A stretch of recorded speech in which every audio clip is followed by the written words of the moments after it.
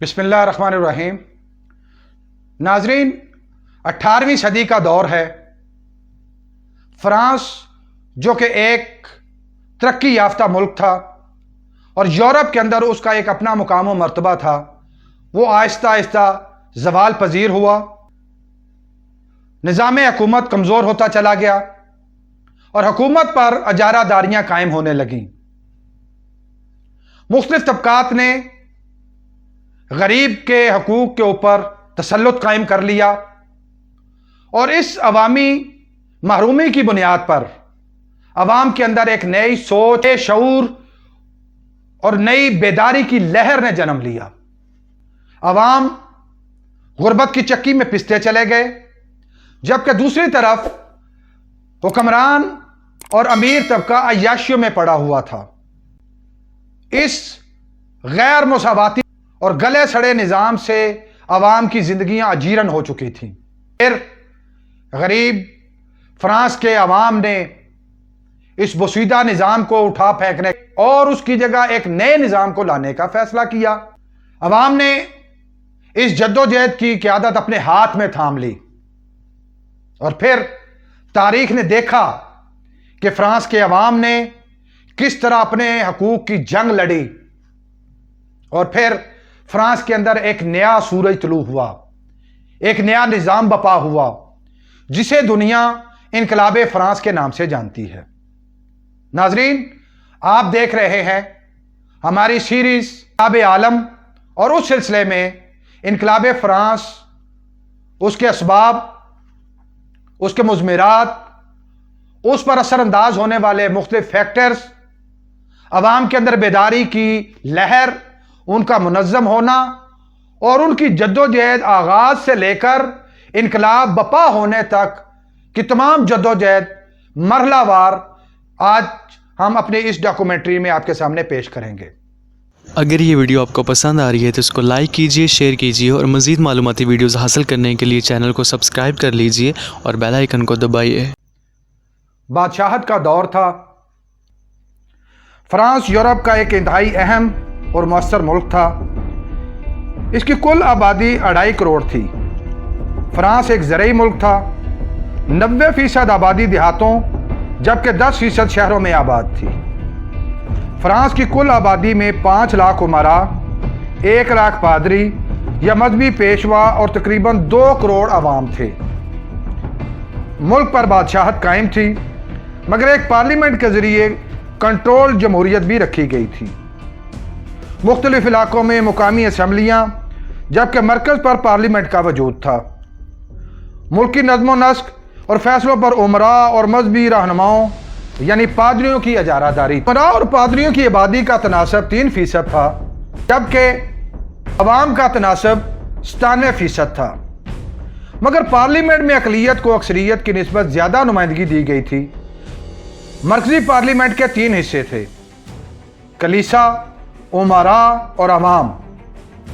मजहबी नुमाइंदगान का तनासब इस असम्बली में 26%, उमरा के नुमाइंदगान का तनासब 28%, जबकि अवामी नुमाइंदगान का तनासब 40% था।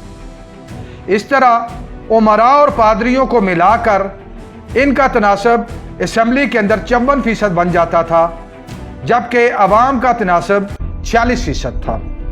मुल्की मईशत पर जागीरदारों का कब्जा था। देहातों में जागीरदार स्याह व सफ़ेद के मालिक थे, जबकि किसान गुलामों की सी जिंदगी गुजार रहे थे। किसान फसलों की हिफाजत के लिए खेतों के गिर्द बाड़ नहीं लगा सकते थे और जागीरदारों की इजाज़त के बगैर फसलों को नुकसान पहुंचाने वाले परिंदों को भी नहीं मार सकते थे। जागीरदारों की जाबराना पॉलिसियों की वजह से अनाज उगाने वाले खुद अनाज के दाने दाने को तरस गए थे। मुल्क पर लुईस दी 14 की हुक्मरानी थी। बादशाह अय्याशियों में पड़ा हुआ था। मुल्क में हुकूमत नाम की कोई चीज़ नहीं थी। हर अय्याश बादशाह की तरह लुईस ने भी शिकार और यादगार इमारत बनाने का शौक पाल रखा था। उसने सन 1661 में वारसाई के मुकाम पर एक बारोब और शानदार महल बनाने का आगाज किया। इस महल का कुल रकबा 8 करोड़ 77 लाख मुरब्बा फुट था, जिसके अंदर 200 फवारे, 1.5 लाख पौधे, नायाब तस्वीर और मुजस्मे, एक मिरर हॉल, 20,000 लोगों की रिहाइश के लिए 700 कमरे, 2,000 खिड़कियां और मेहमानों की खिदमत के लिए 1,000 खुद्दाम भी मौजूद थे। सिर्फ बादशाह की खिदमत के लिए 200 से ज़्यादा खुद्दाम ड्यूटी पर मामूर थे। आज भी यह दुनिया का सबसे बड़ा महल है। इस महल की तामीर पर उस ज़माने में कुल 3 खरब अमरीकी डॉलर अखराजात आए। कहा जाता है कि इस रकम से 1,000 बेघर अफराद के लिए घर बनाए जा सकते थे। आज भी इस महल को देखने के लिए दुनिया भर से 80 लाख सियाह सालाना की बुनियादों पर विजिट के लिए आते हैं। इस महल को बनाने का एक मकसद इसे यादगार बनाना था, जबकि दूसरी तरफ सासी दरबारियों को इस महल में अपने सामने रखकर इनको कंट्रोल करना भी मकसूद था। 20,000 दरबारियों और अफसरों को इस महल में ठहराया गया। स्टीफन क्लॉक ने अपनी किताब में लिखा है कि जब बादशाह सुबह बाथरूम जाता तो दरबारी ज़ियारत करने के लिए कतार में लगकर इंतज़ार करते थे। मुलाजमीन की तनख्वाहों, उमरा और दरबारियों के खाने, महल की देखभाल और घोड़ों की देखभाल पर उठने वाले अखराजात फ्रांस की मईशत पर मुसलसल बोझ थे, जिसकी कीमत फ्रांस के अवाम भारी टैक्सों की सूरत में अदा कर रहे थे। हत्ता कि इन अखराजात को पूरा करने के लिए गैर मुल्की कर्जे भी लिए जाने लगे। सन 1715 को लुईस का बेटा और पोता हलाक हो गए। उसने अपने 4 साला पोते लुईस दी 15 को अपना जानशीन मुकर्रर कर दिया। बादशाह खुद बीमार हो गया और इसी बीमारी की वजह से वो हलाक हो गया। बादशाह की वफात के वक्त लुईस दी 15 5 साल का था, इसलिए हुकूमत दरबारियों के हाथ आ गई और बुरी तरह मुआशी दबाव का शिकार हो गई। हुकूमत ने खर्च करने के लिए महल के 50% घोड़े बेच दिए। इस मौका पर एक अदीब वोल्टर ने यह कहा कि आधे घोड़े बेचने की बजाय महल से अगर आधे गधे निकाल दिए जाते तो ज्यादा बेहतर था। लुईस दी 15 बड़ा हुआ, 34 साल की उम्र में वो बीमार हो जाता है। अवाम की मोहब्बत का आलम यह था कि वो अपने बादशाह की सेहत याबी के लिए दुआएं करते हुए सड़कों पर निकल आए। कुछ दिन बाद शहजादा सेहतयाब हो गया। सन 1754 को ऑस्ट्रिया और बरतानिया के दरमियान जंग छिड़ जाती है। फ्रांस ऑस्ट्रेलिया का साथ देता है। यह जंग 7 साल तक जारी रही। इंग्लैंड जंग जीतकर सुपर पावर बन गया। फ्रांस के अवाम इस शिकस्त का जिम्मेदार बादशाह को समझते थे। लुईस कैपे की शादी ऑस्ट्रिया की मलका मारिया की बेटी एंटोरेट से सन 1770 में हुई। बादशाह कमजोर और मलका ताकतवर थी। महल में दलील और फलसफा की जगह आर्ट एंड कल्चर ने ले ली। बादशाह एक रोज शिकार पर गया, वहां उसकी तबीयत बिगड़ गई और उसका इंतकाल हो गया। बादशाह के इंतकाल के बाद उसके पोते लुईस दी 16 ने इक़्तिदार संभाला। मुआशी सूरत-ए-हाल मजीद बिगड़ चुकी थी। खुश्क साली ने किसानों की जिंदगी मजीद मुश्किल बना दी। हुकूमत ने भी अखराजात पूरे करने के लिए अवाम पर मजीद टैक्सों का बोझ डालना शुरू कर दिया, जिनमें इंतहाई मज़ा का खेज टैक्सेस भी शामिल थे।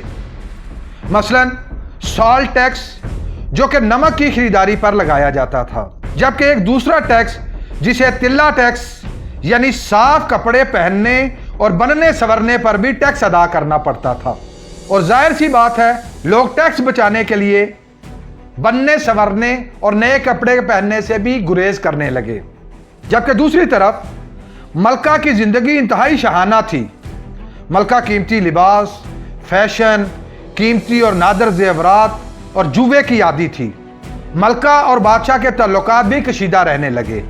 मलका की शादी के 7 साल बाद भी उसके यहाँ औलाद का ना होना, यानी रियासत का वारस पैदा ना कर सकना, उस जमाने में इंतहाई मायूब समझा जाता था। इस बुना पर अवाम के अंदर इंतहाई तशवीश पाई जाती थी, जिसकी वजह से अवाम के दिलों में मलका की नफरत बढ़ती चली जा रही थी। गो के بعد میں ملکہ کے ہاں ایک بیٹی اور 2 بیٹے بھی پیدا ہوئے، لیکن اس سے پہلے عوام کے دلوں میں پیدا ہونے والی خلیج اور لکیر دوبارہ پھر مٹائی نہ جا سکی۔ 4 جولائی سن 1776 کو امریکی عوام نے برطانیہ سے آزادی کا اعلان کر دیا۔ امریکہ اور برطانیہ میں جنگ چھڑ گئی۔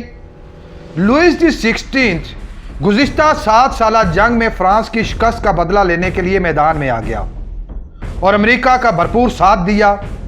امریکہ جنگ جیت گیا اور باضابطہ طور پر انگلینڈ سے آزادی کا اعلان کر دیا۔ 19 اکتوبر سن 1781 کو یارک ٹاؤن میں کارن ولز نے جارج واشنگٹن کے سامنے ہتھیار ڈال دیے۔ امریکہ تو آزاد ہو گیا، مگر اس جنگ پر اٹھنے والے اخراجات کے بوجھ نے فرانس کو تقریباً دیوالیہ کر دیا۔ فرانس کے روزمرہ اخراجات پورے کرنا بھی ممکن نہ رہا، جبکہ اس کے براہ راست اثرات عوام کی زندگیوں پر بھی پڑ رہے تھے۔ عوام پر مزید ٹیکس لگا دیے گئے۔ وسائل نہ ہونے کی وجہ سے کاشت بھی کم ہوئی۔ مقامی اسمبلیوں نے عوام پر مزید ٹیکس لگانے سے انکار کر دیا۔ سن 1786 میں فرانس میں روٹی نایاب ہو گئی اور اس کی قیمت دنوں میں ہی 2 گنا ہو گئی، جو کہ عوام کی خرید سے باہر تھی۔ بعد میں اس قیمت پر بھی روٹی دستیاب ہونا ممکن نہ رہا۔ لوگ محدود وسائل کے ساتھ بھی ہاتھ میں پیسے لے کر بازار گھومتے، مگر انہیں روٹی میسر نہ تھی۔ ناظرین، روٹی کی اس قلت نے عوام کو کس کام کے لیے تیار کیا؟ کس رہنما نے انقلاب کی قیادت کی؟ غریب اور امیر کی اس جنگ کے نتائج کیا نکلے؟ بستیل کیا تھا اور عوام نے اس پر قبضہ کیوں کیا؟ یہ سب کچھ جانیں گے ہم انقلاب فرانس کی سیریز کی اگلی ویڈیو میں۔